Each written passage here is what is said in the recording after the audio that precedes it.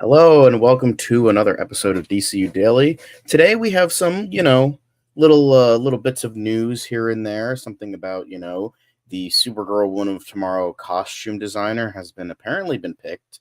In addition to a very interesting little tidbit about, maybe, Chris Pratt coming to DC and any other Guardians actors coming to DC. James Gunn, of course, leaving cryptic messages as he always does.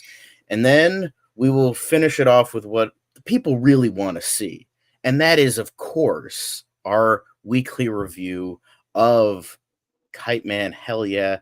And with me, I have Bridget. How are you doing today? Hey, John, I'm doing good. How are you excited doing? I'm doing great. Are you excited to talk about Kite-Man, though? Yes. Because now we finally get to, come back and just totally just obsess over the show. But before we get into like the really, really, really good stuff, we got to talk about more cryptic messages from James Gunn on Threads. And with that, he, of course, is implying that, in fact, more Guardians of the Galaxy actors are going to be cast in the DCU. Maybe not. Who knows? But the most interesting part about this is he was, I think Chris Pratt said this, like, I don't know, like maybe a couple months ago at this point, where he's like, you know what? Yeah, let's do both. Yeah, I'm doing Marvel, I'm doing DC. We know Peter Quill is going to come back. They said so at the end of Guardians Volume 3, so he's going to be coming back for probably Avengers movies, probably Secret Wars. Then they're going to kill him off or something because, killing off major characters, that's the thing now. And so he's like, you know what? Let's do both. And I would be open to Chris Pratt. I know everyone kind of has a hate boner for Chris Pratt, but I like Chris Pratt. I think he's a good actor, and I think he's really funny, and I think he can also do really good serious stuff. So I think that would be a lot of fun. But to refresh everyone's memories, the major actor from Marvel that he has worked with before is in fact Sean Gunn, who is set to play Maxwell Lord in, well, at first live action. He's going to be playing Maxwell Lord in Superman the movie, Superman Not Legacy, James Gunn Superman 2025, whatever you want to call it. And then, of course, he's playing G.I. Robot in Creature Commandos, first in animation, but if those characters are ever brought into live action, which James Gunn has said that they are going to eventually be brought into live action, he will be playing G.I. Robot, as well as doing the motion capture and sound effects and animal effects for Weasel. So, and then obviously, when asked about this, James Gunn has said that, that would be a spoiler, wouldn't it? So, of course, he's like being cryptic as always. And of course, the other, although not as major, because Kraglin was big in the 3 Guardians movies, Nathan Fillion did make essentially a cameo appearance at the in the middle of Guardians 3, and he's now Guy Gardner. So apparently it's going to be a spoiler that any of these actors are, in the film. I'm very curious. Who do you think, out of all the Guardians actors, out of all the ones we saw, whether that be the originals or the newer ones, would be in the either Superman or any other future films in the DCU? Yeah, I mean, that's a really good question. Obviously, because James Gunn directed that movie, he's got, I'm sure, great relationships with all of the actors that he worked with that. So I'm sure that because they still have that good bond going, they probably are happy to jump ship and join the DCU. Oh yeah, most definitely. But I could see even maybe like Zoe Saldana. I mean, she's great in that franchise, so I could also see her kind of being pulled into this as well. Maybe playing somebody in one of the, even like as you said, Creature Commandos. Maybe Creature Commandos, maybe like an Amazonian or something. Yeah. The only thing I would say is a little troubling for Zoe Saldana is the thing I'm thinking of. In terms of other projects, she's kind of set to do what we assume to be is 3 more Avatar movies. So I don't know if she is going to be like totally available for another big franchise.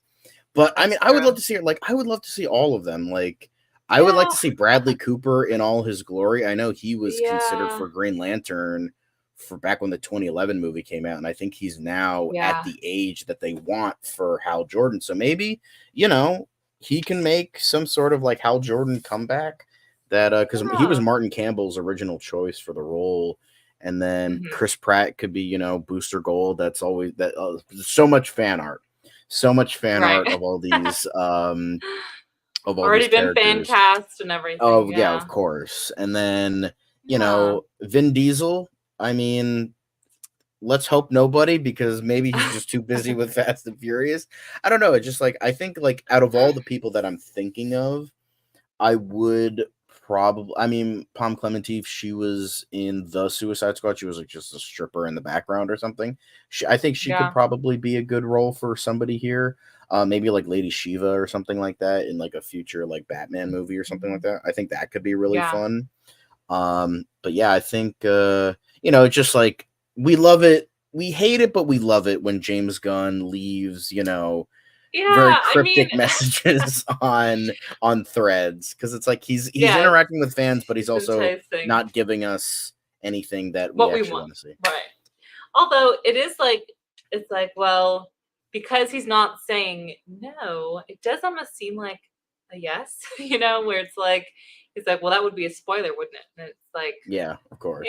I don't know. It almost seems like a double negative where it's like, well, Well, he's like, when you say like, maybe. maybe, which means a yes, Um, maybe means yes. oh yeah, in this business, maybe definitely means yes, but of course we have some comments already. JB was saying, I can see Chris Pratt being James Gunn's Batman. Not that it's necessarily going to happen, but I could see the potential. That would be an Okay. interesting choice. I think he could definitely have like Yeah. the sort of big, like sort of broadness that I think they're going to go with for this, because Robert Pattinson is a very slim Batman, which is fine. I know a lot of people didn't like that, more like an athletic toned Batman, but I would love to Yeah. see like Chris Pratt really stretch his muscles, because JB did state in another comment that he did say, however, I only came to that opinion after watching him in the Terminal List. I did hear he was very good in that show. I believe it was a show. And so yeah, I would love to.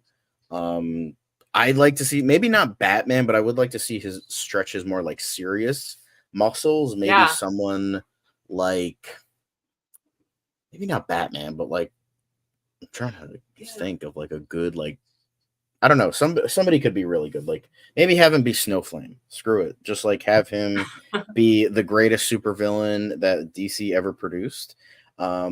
Using the power of Yeah. cocaine to, you know, solve crime. That is an actual supervillain, by the way. Snowflame uses drugs Yeah. to he's like literally he's known as the cocaine powered supervillain. But I mean, yeah, it's honestly, I yeah. would love to I see it. Like I see. would love to see that Snowflame in a Suicide Squad movie played by Chris Pratt. Do it, guys, let's do it. You know, that would just be, oh god, that would be brilliant. But anyway, Gosh, we're yeah. getting a little I bit sidetracked, but what are yeah. your I thoughts? What are think. your thoughts? I mean, I'm trying to think. I'm like, gosh, Chris Pratt, Batman. I feel like I could only maybe see him maybe as Batman. I don't know why. I would have to see it to believe it, but I just feel like he wouldn't really do Bruce Wayne justice. Right. Yeah, I That's just think he my might thought. be a little bit too funny. I don't think he Yeah, would or be at least I it's don't think he would yeah. be charismatic. He would just be kind of funny. But I think Yeah, but with his Bruce Wayne, I think he might be a little bit too serious when yeah. Bruce Wayne Maybe has to but be that's like just because more I've of, seen him too much in that yeah, role. It is hard right. to, Of course. not Differentiate. typecast them into that. But yeah, I do like your suggestion of Snuffling. I feel like that'd be really funny with the white hair. I feel like you could do it. I feel like, yeah. Oh yeah.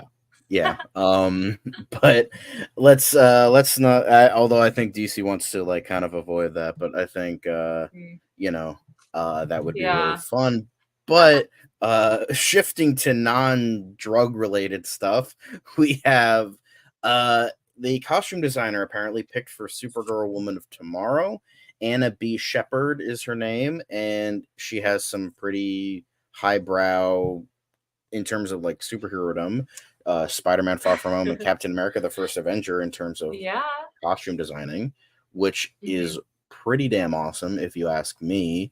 Yeah. What are your thoughts on this news? I think Yeah. this is a good choice because what she's done in the past, we have more of her filmography right here. But yeah, what are your thoughts on all this? Yeah. No, I think it was really exciting to see that news. I think obviously seeing what she's done so far, like even with Maleficent, that's just already excellent costume designing. Hmm. And yeah, the Tom Holland, I really liked that costume in that movie too. So I'm excited to see what she does with Supergirl. Oh yeah. Um, just from what she's done, I feel like she's definitely gonna bring some top notch costumes to this one. Yeah, So I really liked Mysterio's costume in that movie. I think it was like a good blend of yeah, like it was. of the costume design of the comic design, but not like I mean, I do like the silliness of the comic, but I like how it was like an equal blend of what they were, Right. trying to do.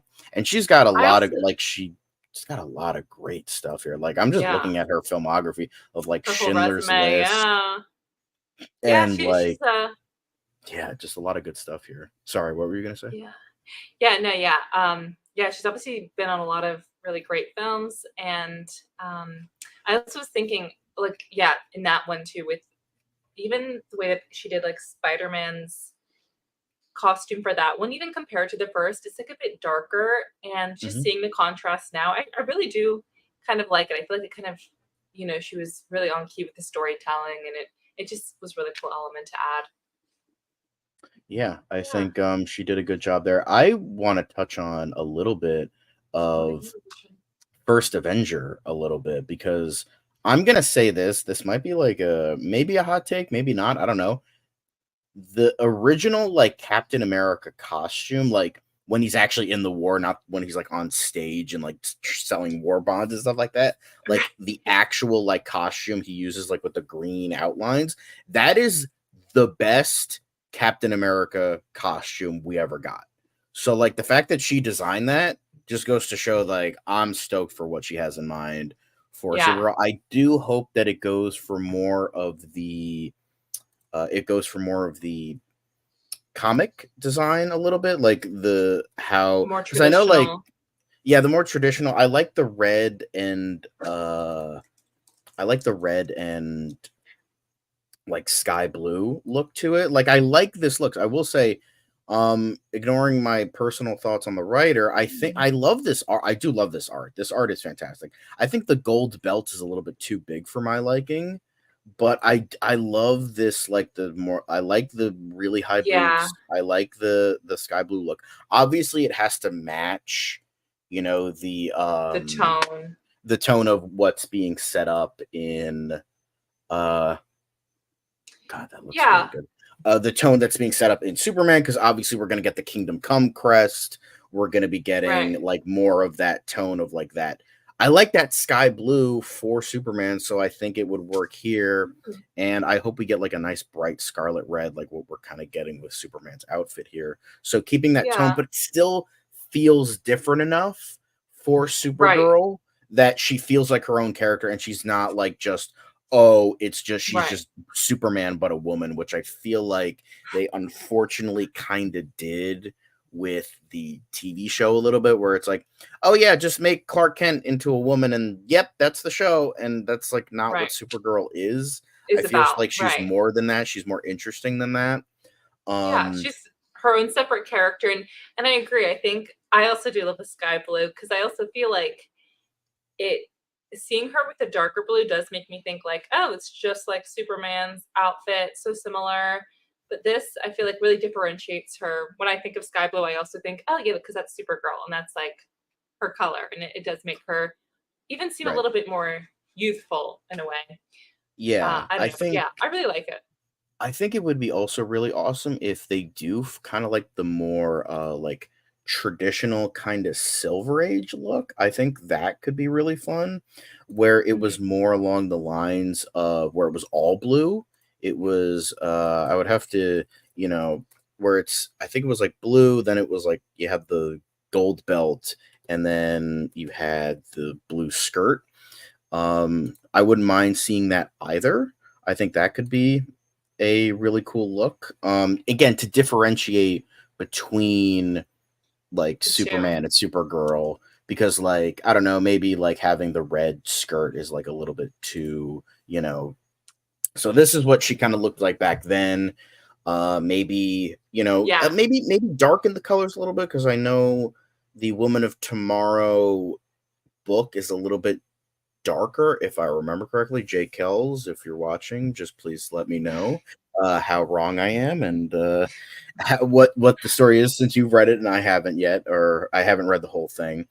But yeah, I think I wouldn't mind doing something like this, because it feels like he's doing more of that old school feel, and I wouldn't mind seeing like the old school like Silver Age look. But if that's like too much, I wouldn't mind seeing like the traditional like red either, like something like this. Right. Which So is more popular. either would be great. Either would be absolutely fantastic. And whatever she does, I mean, obviously, Anna B.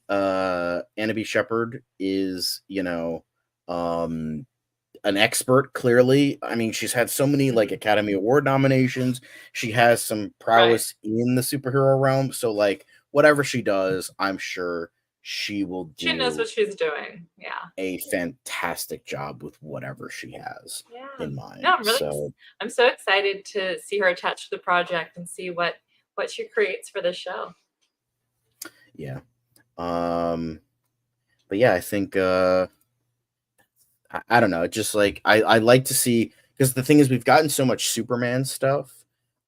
We've gotten so much of what we've gotten. I mean, which is fair, because that's the next major project. That's the first major project, depending on who you ask, because a lot of people don't consider what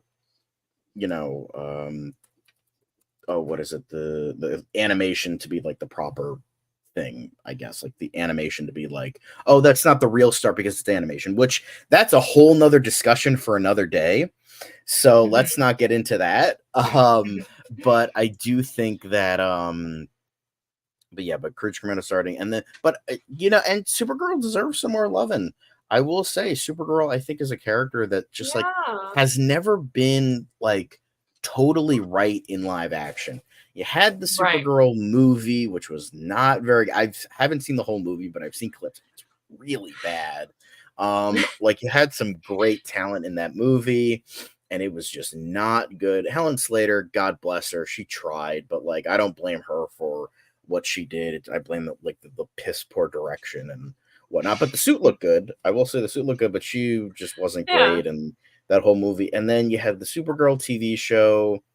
Again, not great. Like again, because it's like Supergirl didn't feel like her own character. That was the major thing that I didn't like. Did you ever watch the show, or did you kind of just a little bit? Yeah, I do remember watching like the pilot and the first couple episodes.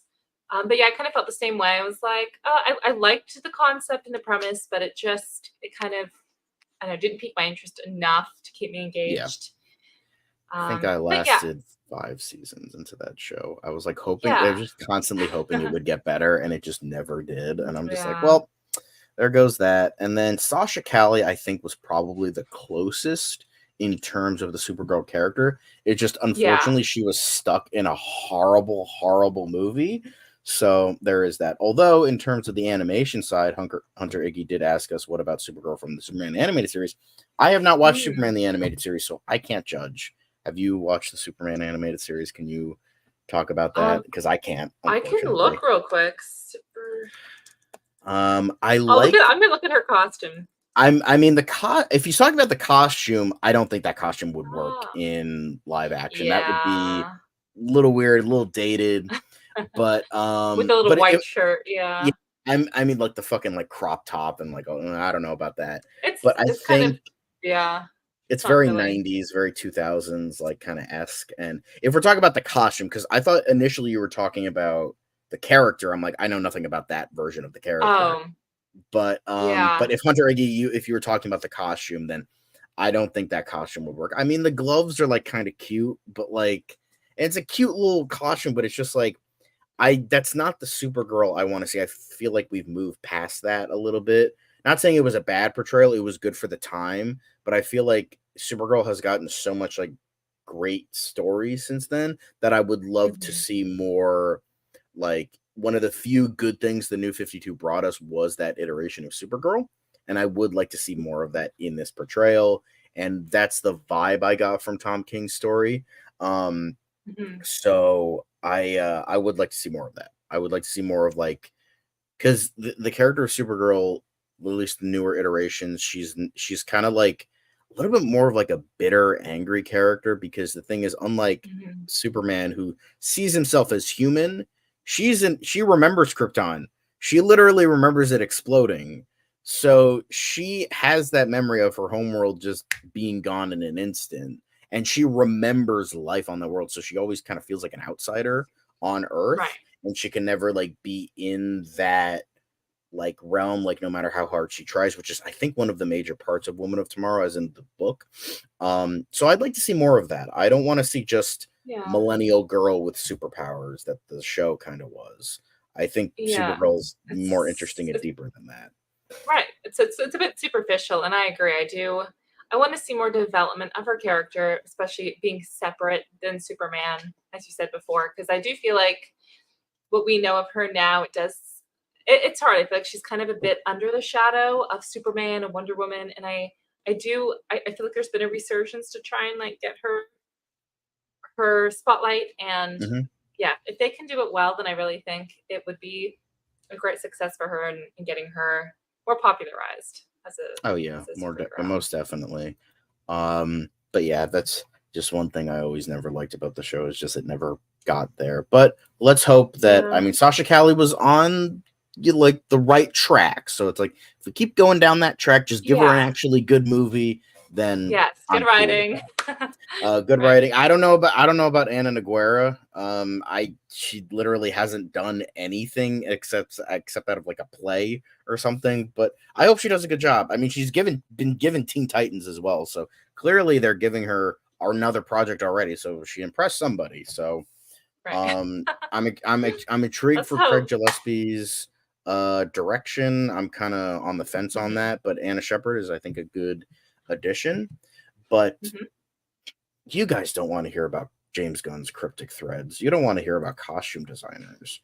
Guys, you want to talk about Kite-Man, because that's what we all want to see. We want to see how this douchebag fucking leaves and how we finally get our boy back. And that's probably the best thing about this episode, is the fact we finally got our boy back. We finally got rid of fucking beast mode. I get what they were doing. I think what was so good about like this little arc, even though I hated that it brought up the biggest like worry that I had. It's like, oh, you're gonna do something to get them like separated or whatever, and it was just like, oh, okay, let's see how this goes. But the fact that it was like it was an episode later that it's totally fine now. It's like totally cool. So he's like he's Kite-Man now. Spoiler alert for if you haven't seen the episode, but I gotta say that Kite-Man is back. He's 100% back, and we love him for that, and we care about him for that. And our boy is back, and I think with what they did, and that's what I was kind of hoping for, and it succeeded here, is like showing the love between these two characters that we like care about so much, because as both of us have said many times, the core of the show is them. And I'm like, okay, how are you guys gonna, stick the landing here? And they did. It was like Golden Glider was like, I'm not standing by while, my man is taking over by this douchebag power that some fucking discount Jeff Bezos fucking gave him. No, I'm not having this. I'm gonna save my man, and I'm gonna, as JB in the chat said, super douche. So yes, he is a super douche. He's the sexiest super douche, but he is still a super douche. And I think that I feel like all aspects of this was definitely the best episode in a while. I feel like the last few episodes were kind of iffy, not bad, just like weaker than normal. But I think this is like the first like really good episode since like episode 4. So like, because not just because Kite-Man came back, but it was like showcasing why Golden Glider is such like a good character and such a good fit for him. Because even though she was written for the not like the character, obviously the character of Golden Glider has existed for decades, but I mean like in terms of like adding this character into this universe for Kite-Man for this specific thing, and it wasn't just oh, let's give him a new girlfriend and blah blah blah. If they like actually made sure to like make her feel like a three-dimensional character. She's her own woman, but she also like deeply cares and loves Kite-Man and isn't just like there to like, I don't know, for whatever, like something stupid. Right. And I like how we did get some, points with from earlier on in the season with the anti-life equation. So I think that was I like how they brought that back as well. Right. Like as soon as they said the word sorry. What was it? As soon as no, what were you saying? As soon as they said the word chicken nuggets, it was like, oh, I know what's gonna happen. Yes, I was like, oh shit, what are they gonna do now? And so yeah, I think that was, and then I also liked the B plot with Bane. I thought that was really funny. How it's like this super accessory, and then like and then so we had that. That was really cute. And then him and Malice like kind of bonding, although Malice is still Malice. Even though Malice is still Malice by the end of it, and she's still a bitch, and that's fine. I know. But like that was fun. In that moment, then, they had their moment. Yeah, they had a moment, and it was really nice. And then you had the Queen of Fables thing where it was like her and Toyman on a date, but also like then she was like trying to save what's his name? I'm totally blanking on his name. The guy on the left, him. I think Doubles, whatever. I know something. I don't remember, but yeah, whoever Michael Imperioli is playing, this guy right here. This dude, the guy on the left. But yes. I think that was really funny how like, oh, they actually did find her body, and she's like, oh no, I'm getting my fucking body back. Like after body hopping the entire season, she's like, nope, I'm getting my body back. Hell yeah, give me that body back. And so that was really funny.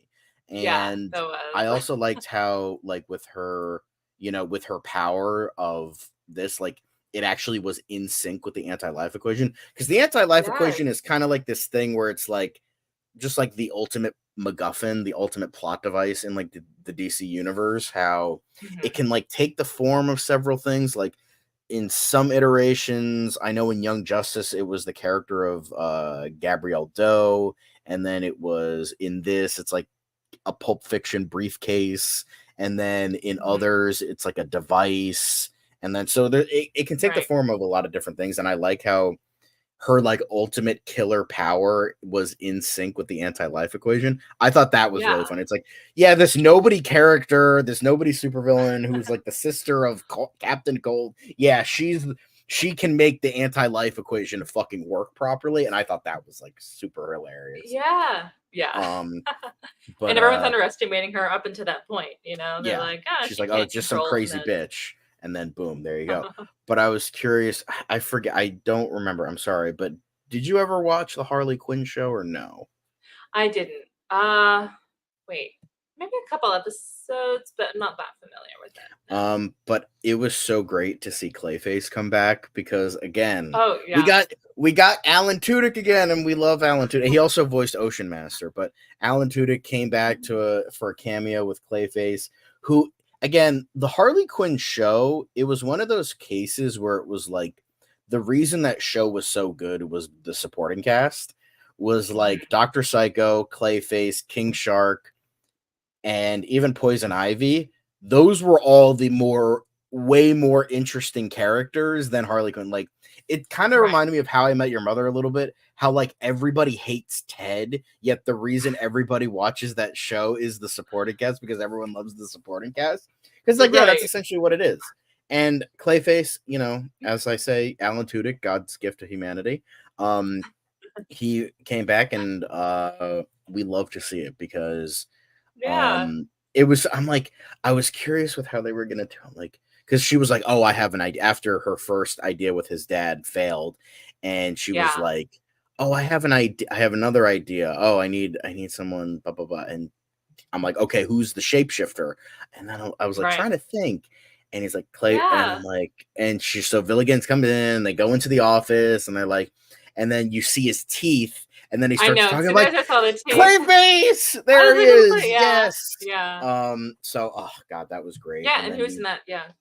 In that whole thing, and then we got Lance Reddick again as Lex Luthor, and it's just such a shame because I do think because in Harley Quinn he was played by Giancarlo Esposito, who was great as well, but Lance Reddick just has this like it's a shame that he can't ever do this again.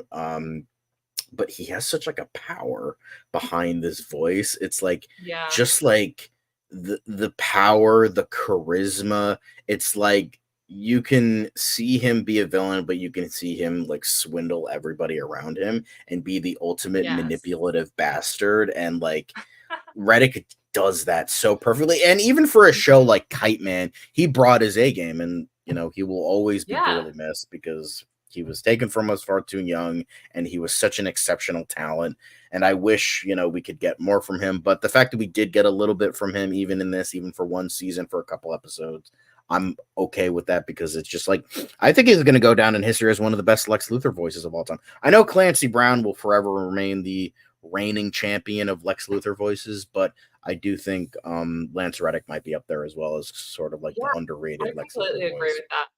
It is just even hearing him talk, it's such a good fit for the character. And even though we know he's evil, in some ways, I think even as watching it, you're kind of like, but I can't hate him.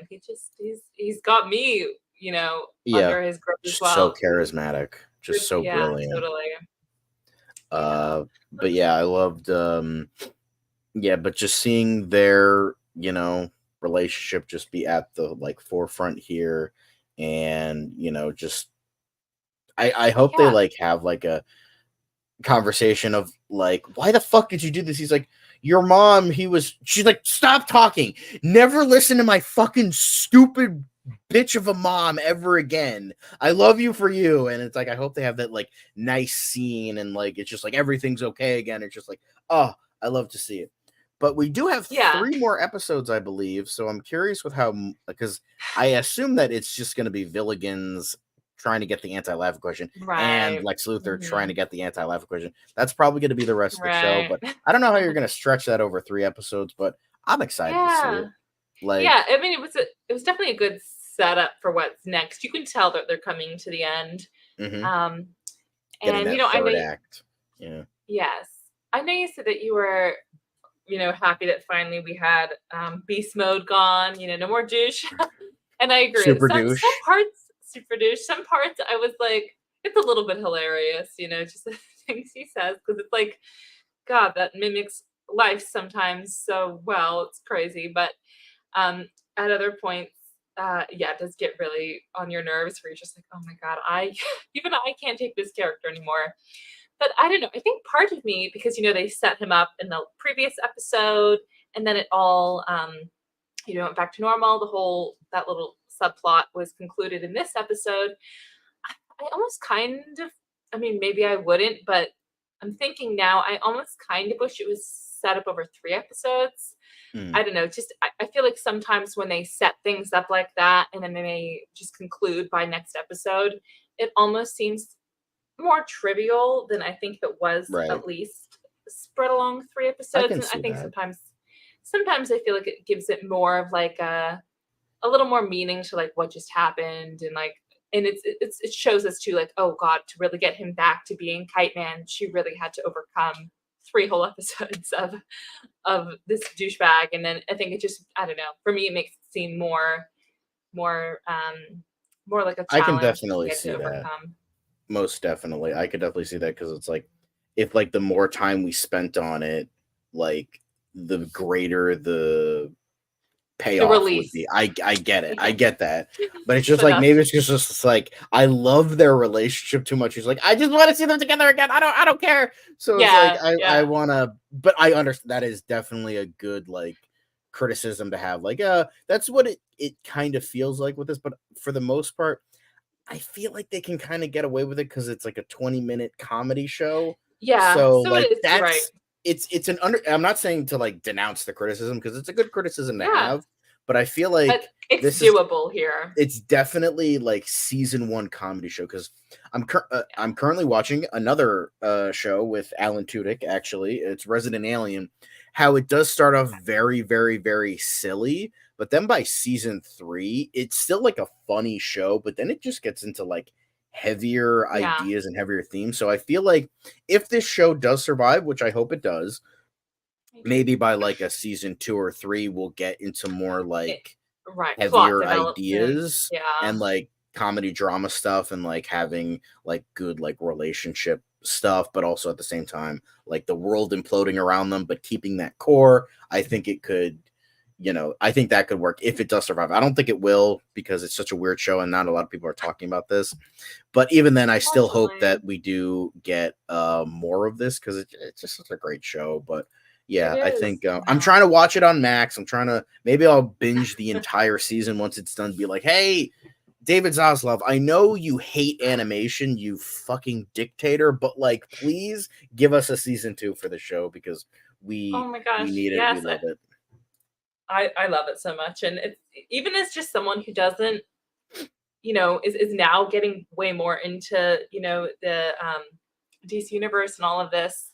It's so easy to consume as someone with not a lot of superhero knowledge because it's so just the whole plot itself is just so funny and it's just little quips. Not everything lands and is Right. perfect, but a lot of stuff is really funny and like um yeah, even like some of the jokes like you're a Miami 9, but that's a Atlanta 11 and a Minnesota 6.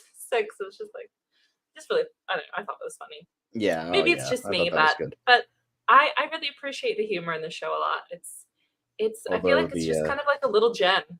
yeah, it is definitely, and I think although I will say nobody's really talking about Kite-Man. I guess nobody really cares. I thought more people would care about Kite-Man, but I guess I was wrong. Because most people are just kind of in the chat were just kind of yelling at me about how I need to watch Superman the animated series. I did. I watched the first 3 episodes. I've been meaning to go back into it. I will watch it. Don't worry. I will watch Superman. I want to watch it. It's a great. It looked like a great show. I watched the first couple episodes. I swear I'll watch it. But yeah. But that's I guess it for our kite. No, I thought you guys cared more about Kite Man. Come on, Kite Man is like that's like the creme de la creme right now of DC. I It know it's not the is. Penguin yet, but it's better than fucking Cape Crusader. So watch this instead of Cape Crusader Mm, because that show's garbage. yes. Um, Yes. but Yes. before we, end the show, we do have, some fan comments that we want to get into. And so from our last episode, we did talk about, or sorry, the Oso Curie show. Todd Phillips was talking about how, the success of Joker and all that. And he said Todd Phillips also stated no Joker 2 until Joker 1 is a financial success. If Joker 2 makes $1 billion, it will be Joker 3. The money talks. That's okay. Mhm. I will say that is most definitely fair. Because it's I mean that's why we got a sequel in the first place. We got this whole rigmarole. Why we're getting like this big budget carte blanche musical sequel. And so like And I I'm so assume if excited this for it. I'm excited for it too, and I know a lot of people are complaining, "Oh, it's a musical," and so they Oh, had to backpedal. And Todd but Phillips like, just "We swear it's not a musical," and then it's like, mm, just let the thespians come in and just fucking yeah. enjoy, all right? So And shut once up. you blow your mind, okay, you're gonna Yeah. be taking back everything you say. Right. So obviously, money talks. If this does make Mhm. another billion, which I don't think it will, I think it'll make I think it'll make a good chunk of change. I don't think it'll make another billion. I think that was kind of lightning in a bottle. Right. So I And it's even the then first movie and yeah, I all think of what I the was talking about with the grander scheme of like a Joker sequel, I'm just saying like in terms of it not just because Todd Phillips said oh, it's not happening in that, article we were talking about. But it's also with like, I don't think this is going to make enough money where they're going to be like, okay, yeah, let's do another sequel. I think this movie was about like $120 million, or like 80 to 100 million, something like that. So I think, yeah, I think, because they didn't release the official budget, but I remember reading it was like 100 something million dollars. I think it was like 120 or something like that. So it's definitely more than the first movie, which was about, I believe, 60 million, if I remember correctly. Almost double. 55, 60 million. So that was like a lot. That was a big payday for the investors, not Warner Brothers, because I think Warner Brothers put in like 1/3 of the budget because they had no faith in this movie, and then it like made this huge money. And usually when a studio is more into a sequel, it doesn't work out, because literally the same thing happened with Mortal Kombat and Mortal Kombat Annihilation. Mortal Kombat, the studio had I think it was New Line, had no faith in this movie. They didn't give a shit. And they're like, they were like micromanaging stuff, but it was at the same time, like in terms of budget, but at the same time, they're like, okay, fine, Paul W. Sanderson, you could fucking do whatever you want. Do what you want. Yeah. It's a fucking video game movie. Who gives a shit? We don't fucking care. Here, do whatever you want. And that proved to be a huge success. And then I believe Anderson wanted to do Event Horizon instead. Or he did that before. He wanted to do another movie. He wanted to do something a little bit darker. So they're like, okay, well, we got a fast track sequel, guys. Mortal Kombat Annihilation. And then the studio did like everything. Yeah. They got their fingers everywhere. Like, got their fingers everywhere. And then it was like one of the worst movies ever. Trash. So, and it was garbage. And so that's the thing that's a little worrying to me. Like, I do hope like they still gave Todd Phillips kind of carte blanche to do whatever he wanted. Creative control. But at the same time, I'm a little worried that it's like WB kind of got their fingers into this a little bit too much, and that might spark some lesser, reviews. I hope that's not the case. What do you think? Do you have the same worry as me, or are you like kind of like, you know what, fuck it, John, you're an idiot. You have no idea what you're talking about. I'm all in for this. I think WB is gonna take a back seat. Yeah, I mean that's a great point. I had thought of that, and now that you mention it, now I am worried. Because I think No, it's okay. It's okay. I mean, hopefully I'll go in with really low expectations then, and it will blow my mind. But I think that's a really fair point. When they aren't as nitpicky or controlling in that creative process, then I think that's where things tend to go well. And then they want to piggyback off of it. And sequels are harder generally, but yeah, I think they're then comparing the sequel to the original, the success that the original has, and then trying to recreate that. And it's not the same, especially when it's not made under the same circumstances as the original was. I think it's definitely a testament to that kind of process, and then how it can actually end up failing the franchise, which might not happen, of course. I mean, this still might be great. I don't want to give any premonitions. But right, you don't want to curse it or something. Right, but I think, we've seen this pattern before, and it's possible that that's what could happen again. But maybe over time, this will be seen again and again with different studios, and maybe it'll be a good lesson to learn, just to stop doing that. Let people, do what they can do their thing. Create a better product. And then we did get a second question from Jay Kells. Nothing about me reprimanding Tom King, but hopefully, thank God we didn't lose your viewership, Jay Kells. We always look forward to seeing your comments. So thank you. I am glad you weren't totally offended by my opinion. Thank you for your viewership. We love you. We appreciate you. But we're going to read your comment now. We did briefly talk about Emma Darcy as Allura Zorel, and he actually made a very good point. Emma Darcy would be fine as Allura Zorel. Emma's 32 right now. I mean, that is old enough to have a 13, 14-year-old, which would be right around the age that Kara last saw her parents. So that's definitely a good point. With that said, I personally think it would be a waste to cast her as Allura, though. Emma is a lesbian, I believe. Yes. Well, I believe she's non-binary, but she also might be a lesbian. There has to be a lesbian character that could fit into the DCU that Emma could play. Don't get me wrong, Emma is clearly talented enough to play any role, but Allura is too small of a character for someone like Emma to me. Why not take the opportunity to cast her in something that fits her day to day? I mean, you guys were talking Paradise Lost and maybe Wonder Woman being bisexual. Maybe Emma would be a good choice for Queen Hippolyta. Amazons are immortal, so age should not matter. That is definitely a good point. I believe with Emma Darcy, they are non-binary. I don't know if they would be into something like this. I mean, if they are, then awesome, great. I personally can't see her as Hippolyta. I know, like Amazonian ages don't matter, but sorry if you hear my dog in the background. I apologize. But I think like even with that, there is sort of like this stigma to have with certain characters, because even though Emma, they would be, they would still be the mother of, like, if we're talking about like, okay, yeah, they're cast. They would still be the mother of Wonder Woman, who would still be this like, I imagine they're gonna go with someone late 30s, early 40s for Wonder Woman, and then they're gonna have Emma Darcy play her mother, and I feel like that just would be kind of weird. I think they would, because I mean, look at Connie Nielsen from the first movie. Like, obviously, she's an Amazon, she's immortal, but they still got an older actress to play her because she still has this daughter who did age properly. I mean, Gal Gadot did, right. Age. She was a little girl, and then she grew into a teenager, and then she grew into a woman.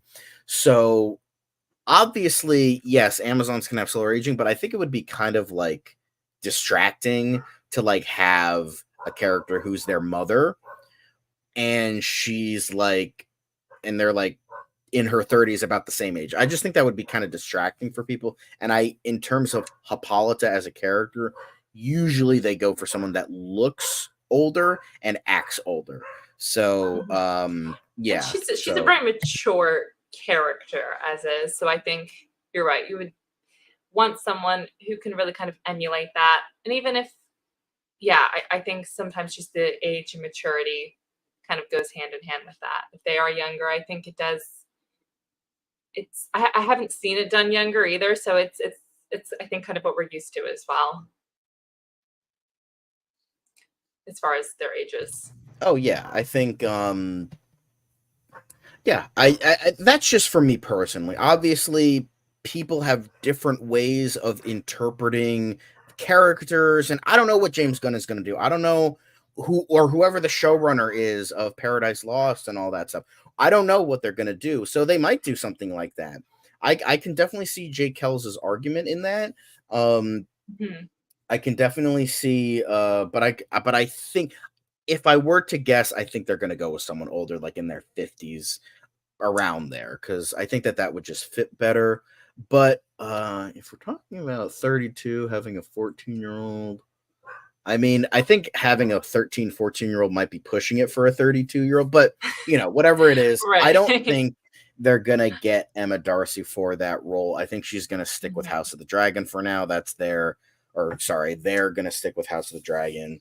I apologize for that. Because that's their kind of bread and butter. That's their big thing. They're the star of that show. So obviously they're gonna pick, that kind of thing rather than like something like smaller, like a smaller role. Paradise Lost. And if Paradise Lost is gonna be their Game of Thrones, they would probably be like, why would I jump ship from the actual Game of Thrones to the DC version of Game of Thrones? I think they would just stick with that. So all of that said, I think it would be a good, like, I wouldn't mind seeing them. The thing is, I have, similar with Millie Alcock, I have no reference, so I don't know how good they are as an actress, but I've heard that they're great. I have heard that they are great on the show. So good for them, and I hope that they have an illustrious career ahead of them. So whatever that may be, I think I think that would be a fun time. So but that is it for DCU Daily. We did get into Kite-Man, which you guys were not as excited about. Guys, be more excited for Kite-Man. This comes up every Thursday, at least for the next 3 Thursdays. Every Thursday, I am so pumped. I'm like, Kite-Man, and then I eat my breakfast and watch Kite-Man. It's Yeah, the best. You guys like should try it's it. the best, guys. Come on, get on that Kite-Man hype train. But yeah. So and then we talked a little bit about James Gunn, a little bit about Sheppard, got some Supergirl action in there. But for the most part, we got into Kite-Man. So guys, get more excited for Kite-Man. Like we love we love we love Kite-Man. But yeah, but that is it for today. So please like and comment. We enjoy your comments, even though I couldn't get to every single one. Hunter Hunter Iggy, Kazorat, Chris Zostek, Josh, JB. You guys are all great. And even the guys who cannot catch us live. And if you don't know when we're going live, please press the notification bell. But even then, if you guys can't, you're at work, you can't get a break, blah, blah, blah, that's cool too. Please still leave your comments. We love to know your thoughts, whether it's telling us how stupid we are, how Kite-Man is terrible, how James Gunn is going to ruin DC, and how Zack Snyder is the almighty God, then please leave more comments.